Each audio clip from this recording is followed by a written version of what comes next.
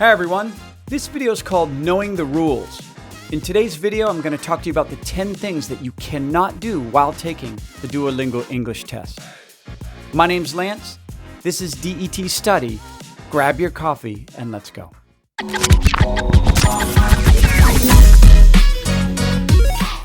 Number 1, a simple one.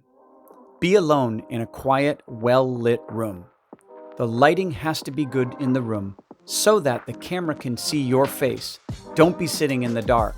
Remember, it has to be quiet. There can't be any noises coming in the background. So, tell your annoying little sister, brother, even your parents. I would say, take the test alone in the house while nobody's there. Why is this important? If noises are heard in the other room, the people who proctor the test are going to assume, and I know it's not happening, but they're going to assume that someone's yelling the answers to you. So if there's any suspicion of that, or if there are any noises, then the test scores will be canceled. Number 2, don't wear headphones or earphones while you're taking the test. If you are blessed with long hair, make sure that your hair is behind your ears so that your ears are fully visible and there's no suspicion of you wearing earphones. This is to make sure that nobody's sending you information or you're listening to another external device while taking the test. Number 3, probably the most important rule of all, do not use somebody else's ID when registering for the test. In the beginning, when you register, you show them your government-issued ID, and you're the person that's taking the test. Why is this important? Your test scores could be canceled. Even worse, you could be banned from taking the DET in the future.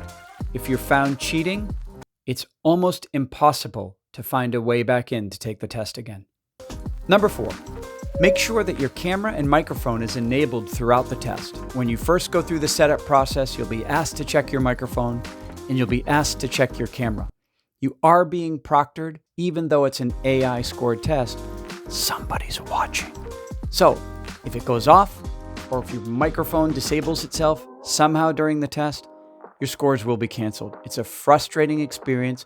I suggest that you take the practice test several times before taking the actual test.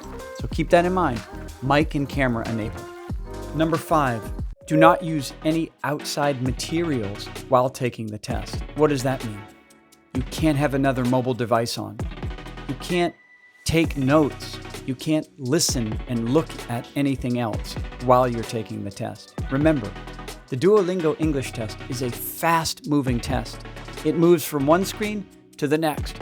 You're recording audio, you're talking about an image, you are listening to a question and responding to it.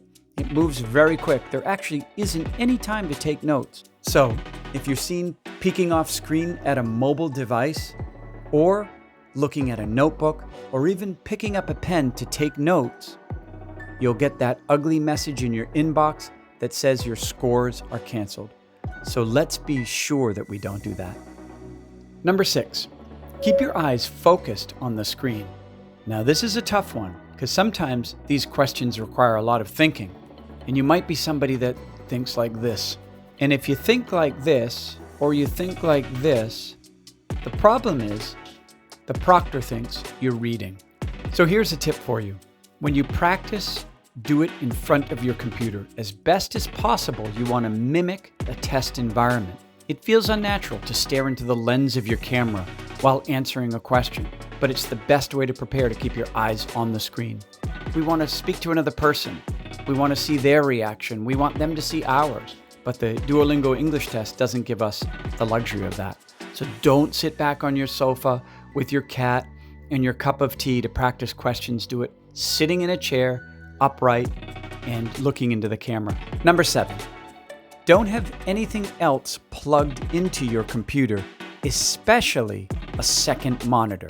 If there's a glow on your face from another monitor, it's going to be obvious that you're reading something, and that is detected. In the beginning of the test, they scan your computer to make sure that no other devices are plugged in, especially a monitor. Also, don't have any other apps open.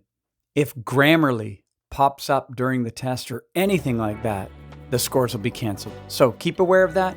No second monitor, no other things plugged into your computer, and no other apps open during the test. Number eight. Don't use predictive text. Don't memorize answers, large blocks of information.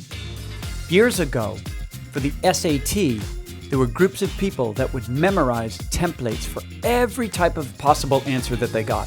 So if the question was about their hobby, they had a template. If the question was about their dream, they used the same template. If the question was about their childhood memory, they used the same template over and over and over. SAT had to change the way that the questions were answered, and they reformatted the test. Speaking with predictive text and memorizing large blocks of information is very detectable to proctors. And, believe it or not, AI. So my advice is, be yourself. Speak naturally. English is not your first language. But put your emotion into it as best as possible. Add some color. Be emphatic. Stress and intonation in your voice is how you're scored for some of these speaking questions. Give yourself the best chance to get the score you deserve.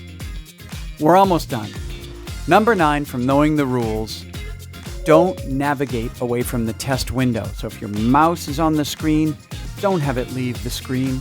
And if it leaves it, they're going to know that there's a second monitor connected. Leaving the screen with your mouse and trying to minimize it, both will get your test scores canceled. Don't do it. Number 10, we're finally done. Last one. Keep your face in the little screen in the top right corner. If your face leaves the screen, your score will be canceled. Also, make sure you're not obscured by anything. There's not a plant or a curtain or something blocking you. Your face has to be visible the entire time during the test. All right, everybody, thanks for tuning in. I hope you found this information helpful. If you did, give it a like, a thumbs up, hit the notification button, or even subscribe. That way you'll get updated when the next video comes around. Until then, happy learning, and I'll talk to you soon.